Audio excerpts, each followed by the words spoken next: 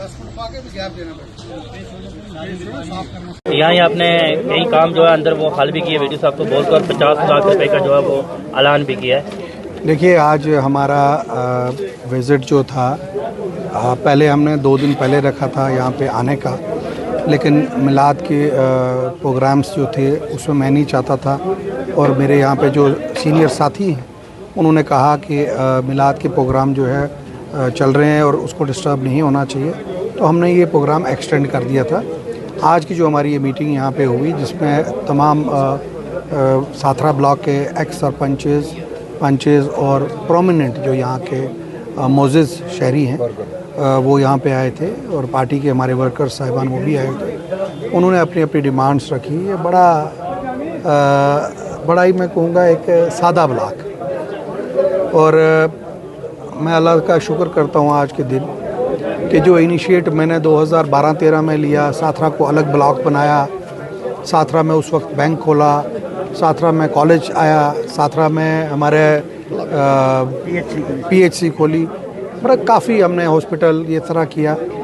तो आज उसका फ़ायदा मुझे देखने को ये मिला कि कुछ लोग तब कहते थे कि कैसे वीडियो आएंगे यहाँ पे, और आज पिछले 10 सालों से एक वीडियो होता था मंडी में, वो 3-3 ब्लॉक को देखता था। लेकिन जिस दिन से हमारी सरकार बनी, सारे ब्लॉक्स में अपने अपने वीडियोज़ वहाँ तैनात हैं, वीडियोज़ वहाँ काम कर रहे हैं। आज मुझे ज़ाती खुशी ये हुई कि जो सपना हमने 2012 में देखा आज वो पूरा हुआ। वीडियो साहब मेरे साथ बैठे थे और साथरे ब्लॉक के थे, तो साथरे ब्लॉक के लोगों ने बहुत प्यार दिया मुझे। 10 साल जब हम अपोजिशन में रहे तो ये मेरे पीछे एक चट्टान की तरह खड़े रहे, और कभी इन्होंने कोई ज़ाती काम या कुछ ऐसा नहीं कहा। आज भी जब मीटिंग हुई तो कोई बात ही किसी ने नहीं रखी, उल्टा मैं इधर से बोल रहा था कि ये भी करेंगे, ये भी करेंगे, ये भी करेंगे। तो मुझे बड़ी खुशी हुई कि इन्होंने भरोसा रखा। साथरा ब्लॉक बड़ा इम्पॉर्टेंट ब्लॉक है, साथरे के लोग बड़े इम्पॉर्टेंट लोग हैं, साथरा के जो बुज़ुर्ग हैं वो बड़ी एक सूझबूझ वाले, लंबी सोच वाले हैं।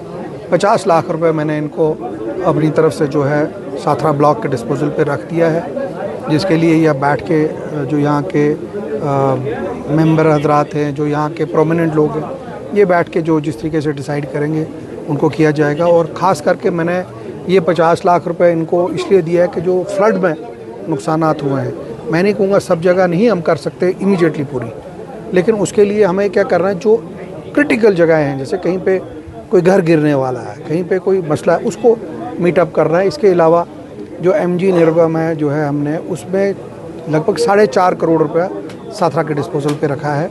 जो BDO साहब जो हैं वो उनकी टीमें हर पंचायत में जा रही हैं, वहाँ पे देख रही हैं कहाँ पे काम लगाने की ज़रूरत है इमीडिएटली रिस्टोरेशन करने के लिए।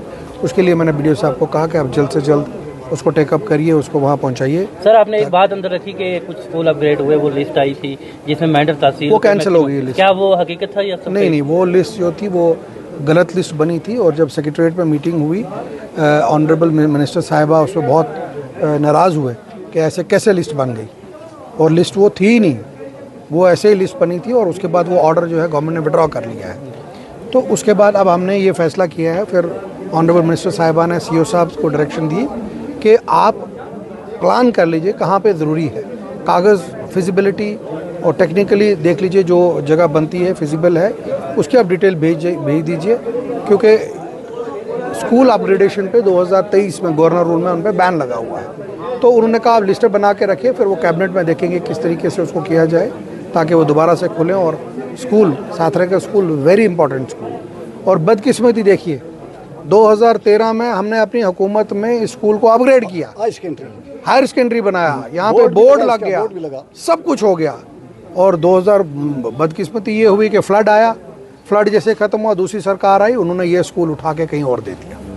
सर, जैसे कि अंदर आप आवाम के सामने बात भी रख रहे थे, वो बात पूरी हमारे पास पहुंची नहीं, तो हम ये जानना चाहते हैं कि चीफ इंजीनियर को लेकर आपने कोई बात रखी कि आप अपनी आवाम का हक जो है वो लेंगे, तो क्या पहुंच के आवाम के साथ कहीं? देखिए, कुछ 1-2 मसलों में हमें मुझे जो इन्फॉर्मेशन मिली, जो काम, जो चीज़ें हवेली कॉन्स्टिट्यूंसी में आनी चाहिए थी वो नहीं पहुंची है। ये मैं नहीं कहूँगा कि आएंगी वो इंशाल्लाह ज़रूर, लेकिन मुझे अफसोस ये हुआ कि जब हमारा अपना ही आदमी वहाँ बैठा हो, तो अगर उसके हाथ से हमें डिले हो जाए तो फिर क्या हमें फ़ायदा है।